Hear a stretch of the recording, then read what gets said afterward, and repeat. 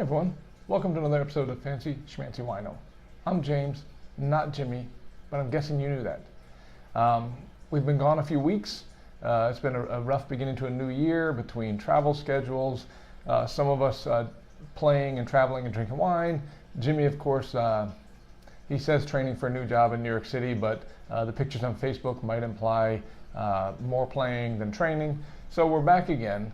And this week, we wanted to touch on some regional wines. Specifically, I'll be drinking one from Michigan, Jimmy's going to drink one from Washington, and kind of share with our viewers from where we live and where we reside, something we like that represents the culture, the terroir, the region we live in. And so I don't know yet what Jimmy's going to choose. From Michigan, obviously you wouldn't be surprised if we chose things like Concord or maybe Treminette, Saval Blanc. There's several grapes that are pretty common there. Those of you around the rest of the country might be surprised when we say that we have some decent Cabernet Franc, that we have some other wines, maybe occasionally a Cabernet Sauvignon. That might surprise you for Indiana, Michigan. One that's really surprising and I'm excited to bring to you today is a Pinot Noir. And I'm bringing this to you from St. Julien Winery, one of our favorite wineries in the area. St. Julien is up in Paw Paw, Michigan. They're the oldest winery in Michigan. And actually, I believe they're the first winery in Michigan to have a woman in charge of all their winemaking, Nancy Oxley. And so we go there often. We've enjoyed nearly all of their wines, ranging from the sweet dessert type things to port. They've got some spirits, and they've got some great red wines. And so we thought this week we'd introduce you to Pinot Noir from them. Again, Pinot Noir is a tough grape to grow. You know that there's a lot of good ones in California, a lot of great ones in Oregon, but otherwise people tend to think of France and other parts of the world that are more commonly known for that. And Pinot Noir is a popular grape, and here in the US, Meiomi is probably one of the biggest. There's several others. I love McPhail. But again, people don't think of Michigan when they think about Pinot Noir. And so we have here today is actually the 2015 Pinot Noir. It's the Braghini Reserve. And so within St. Julien, they have kind of their top line grape, and they put it in the name of the last winemaker as kind of a way to signify to all of us that it's their prize lot, something they're really proud of. And so I'm excited to have it here with you today. So why don't we jump right in, pour it, and see what we get out of it.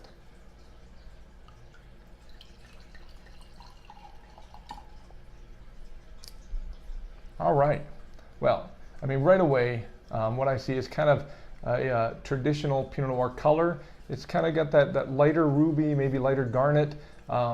It's not as rich or deep in color as maybe a Cab. Certainly not as like a Petit Syrah, but it's got that nice ruby color we expect out of a good Pinot Noir, no matter what the region is. It represents the color well. As I look around the glass at what it's doing, it's just a little bit, not see-through, but you can see the light through it, and just got a great color and great appearance. Let's go ahead and smell this wine. Smells great. Maybe no surprise, we expect some blackberry. Certainly get some strawberry off of that. Yeah, actually, quite a bit of those two. Maybe some raspberry, but certainly strawberry. It's a clean smell. You know, you've had some Pinot Noirs. Some get more of an earthy tone to it, or a dirt, or maybe even rock. This one's got more of that fruit smell that I enjoy. Maybe not as fruity as some, but enough to tell you that this is blackberry, this is strawberry, this is raspberry. You're going to enjoy this. Yeah, great body, great nose. Let's go ahead and taste it. Cheers.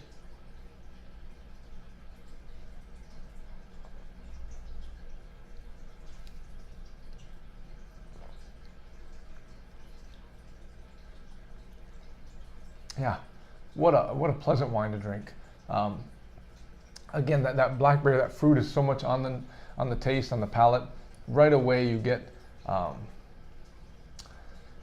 fruit, blackberries, raspberries, strawberries, really nice strong flavor. There's a little bit of tannin, about what you'd expect for a Pinot Noir. Again, it's not like a Cab. It's not so big that it's going to bother you. You're going to think about which foods to put it with. Maybe not your big, bold ribeye, but definitely a steak.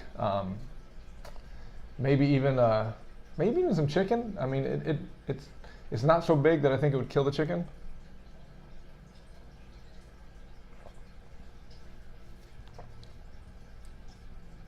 Yeah, if you like a fruity Pinot Noir, that is just very delicious. It's tasty. It's not so big that for people that don't deal well with reds would struggle. But certainly not a sweet wine, not a fruity wine. Just enough tannins to balance it, enough body to carry it. You get a little bit of alcohol in your chest as it goes down. When I look at this, the winemakers describe pretty much what we've talked about. Some cherry, some raspberry. Looking at the front of it, looks like it's about a 12% alcohol. So it's not so big or so alcohol laced that it's going to be too much to handle.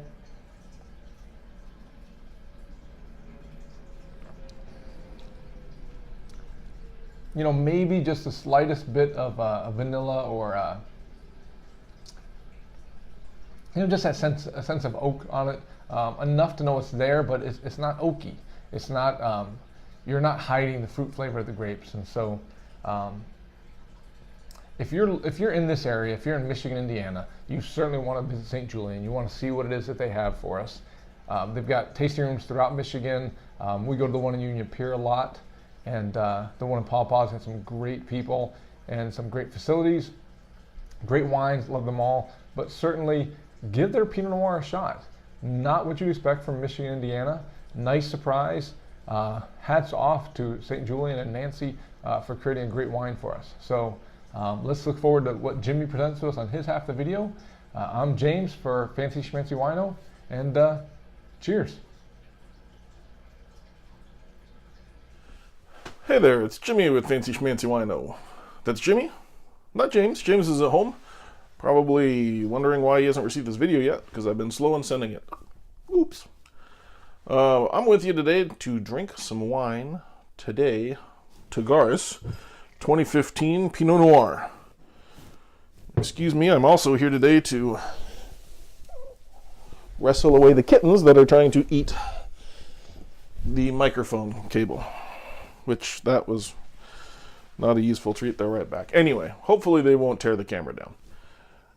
Why are we drinking this Pinot Noir? Well, James picked a Pinot from Michigan, and I thought it would be fun if I took a Pinot from Washington, which turned out to be somewhat problematic. Total Wine, which sells a gajillion different wines, has one Washington Pinot. That's because you'll find out if you go looking for one, basically nobody around here in Washington State grows Pinot. Be much better off going down south. Well, not too much farther south, but Willamette Valley in Oregon, plenty of people growing Pinot Noir down there. But I wanted to stick with Washington, so I got the one and only option that was available to me. Not the cheapest wine in the world, $29.99. Probably, I don't know, I imagine it's got a little bit of a more expense on it because of the difficulty in growing this particular kind of grape here. Anyway, enough about that. It's the Columbia Valley AVA, specifically in Richland, Washington. Just not quite, it's still eastern Washington, but it's not as far as east as a lot of the other wines. It is 13.7% alcohol, but 100% Pinot Noir. And, the Tagaris apparently is the Greek spelling, that's Tagaris. It's the Greek spelling of the family's name, which I think they actually spell it Travaris, maybe? No? I don't know. Doesn't matter. Let's drink wine.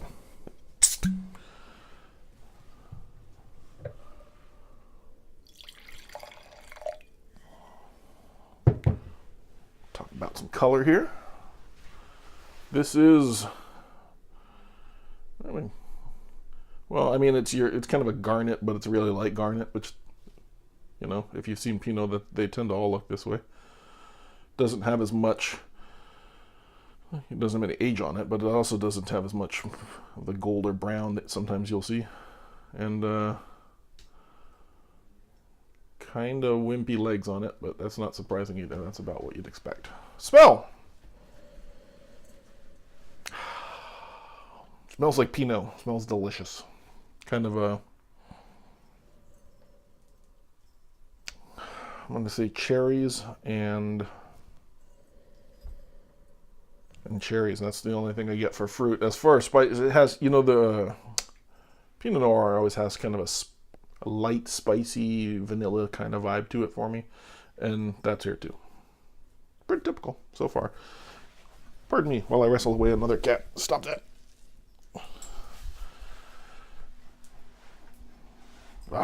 Whose idea was it to get 2 kittens?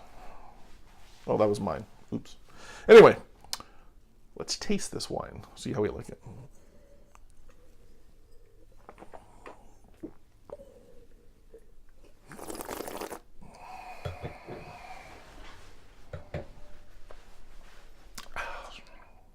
Yep. How I remembered it. I had this last night for dinner. Oh, I had food too, but this went with it. I'm still going to say it's you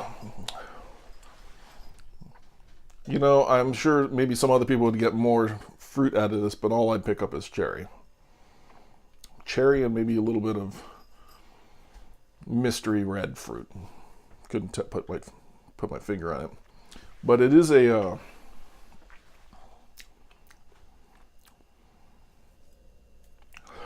brings out there's more of the clove that you get with Pinot. Once it tasted, it brings out a little more of that. And a little bit of a chocolatey vibe too. Real light though. Not like, you know, like some cabs or something like that. You'll get that really rich, punchy, dark chocolate. It's not like that. This is pretty subtle. And now that it's aerated a bit, last night it tasted a little lighter, had a lighter mouthfeel than it does right now. Yeah, which I like. I like it better today. It's actually better on day 2. Probably should have decanted it yesterday.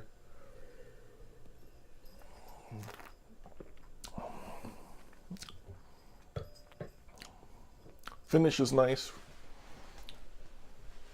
Still light medium body, and you get a little bit of toastiness on the end there, which is kind of nice. Altogether, I like it. I paired it last night with a steak, which was a mistake, if you will. Apologies for that pun. It's just today, actually, now that it's has some air on it, it would probably be okay with a you know, sirloin or something like that. It was not there for me last night. Still probably not a good choice. Many other things you could pair this with. I think Tagaris recommends Mediterranean food. They have a restaurant at their winery in Richland, and that's kind of like the fare that they're known for. I would probably say, you know, I like pairing red wines, like Pinots, with pork chops too, so I would probably go with a pork chop. Anyway, good stuff. I don't know if it's worth $29.99 to be completely honest. It is because it's the only option, and well, not the only option, damn near the only option in Washington. From time to time, there'll be some other vineyards and a little bit of our cooler climates in the Puget Sound area. There's a couple of vineyards, and they'll turn out a Pinot Noir from time to time, but not very many of them. And I think because of that, the rarity of it makes it, you know, more expensive wine. And I get that. So it's worth the $29.99 for that. But if you were just not really caring too much about, you know, rarity or, you know, specific geography or whatever, I think you could probably pick up a Oregon Pinot Noir or you know, many other options for half the price that would be just as good as this. But that's not a fault to this. I mean, that's just economics in play there. So I'm going to give this wine a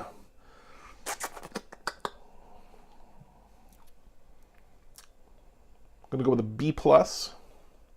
I'm going to go with an A- for taste and a B+ overall because of the just the value of it is not quite there for me. Maybe for you. Here's a good way to find out. Go out and buy some of this. It's tasty wine. You can't go wrong. Until next time, when I record a video late. Thanks. Cheers.